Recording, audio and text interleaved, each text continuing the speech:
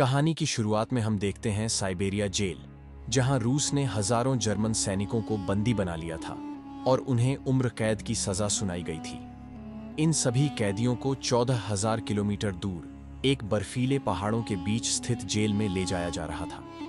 9,000 kilometre तक उन्हें train से लाया गया, लेकिन बाकी के 5,000 किलोमीटर का सफर उन्हें पैदल तय करना था, क्योंकि आगे रेलवे ट्रैक मौजूद नहीं थी।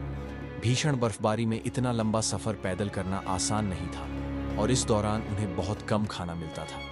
रास्ते में कई लोग ठंड और भूख से मर रहे थे। करीब 1.5 साल के कठिन सफर के बाद वे आखिरकार उस जेल तक पहुंच गए। यह एक ऐसी जेल थी जिसकी न तो कोई दीवार थी और न ही कोई दरवाजा, लेकिन फिर भी यहां से कोई भागने की कोशिश नहीं करता था, क्योंकि वे जानते थे कि 14,000 किलोमीटर बर्फीले इलाके में पैदल चलना नामुमकिन है।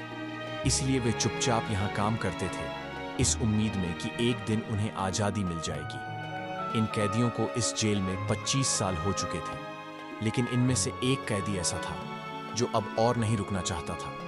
वह किसी भी हालत में भागकर अपनी फैमिली से मिलना चाहता था। एक दिन उसे भागने का मौका मिल ही गया। जब कोयला ले जाने वाला ट्रक भरकर जा रहा था, तो वह चुपचाप उसमें छिप गया। कुछ समय बाद जब उसने आसमान की तरफ देखा, तो उसे बहुत खुशी हुई कि वह जेल से बाहर आ गया है। लेकिन उसकी यह खुशी ज्यादा देर तक नहीं टिकी। जैसे ही ट्रक मुड़ा, उसने बाहर झांका तो देखा कि एक सैनिक हाथ में बंदूक लिए उसे देख रहा था। वह पकड़ा गया और उसे वापस जेल में ले आया गया। बाकी कैदी इस पर बहुत गुस्सा हुए, क्योंकि उसकी वजह से जेल में सभी पर और अधिक जुल्म किए गए थे। गुस्से में सभी कैदियों ने उस पर हमला कर दिया और उसे इतना मारा कि वह कोमा में चला गया। डॉक्टर जब चेकअप के लिए आया तो पता चला कि वह भी एक जर्मन कैदी था। घायल कैदी ने डॉक्टर से कहा, मैं यहां से दोबारा भागना चाहता हूं, क्या तुम मेरी मदद करोगे? डॉक्टर ने कहा, यहां से भागना नामुमकिन है। लेकिन कैदी अपनी जिद पर अड़ा रहा। आखिरकार डॉक्टर ने मजबूर होकर उसे अपने गर्म कपड़े, जूते और एक बंदूक दे दी और कहा, अगर तुम भागने में सफल हो जाओ तो मेरे घर जाना और मेरी फैमिली से कहना कि वे मेरा इंतजार न करें, मैं मर चुका हूं। इस बार कैदी ने ट्रक का सहारा न लेकर पैदल ही भागने का फैसला किया।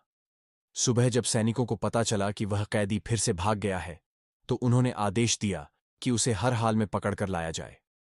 शाम तक सर्च ऑपरेशन चलता रहा, लेकिन कैदी का कोई पता नहीं चला।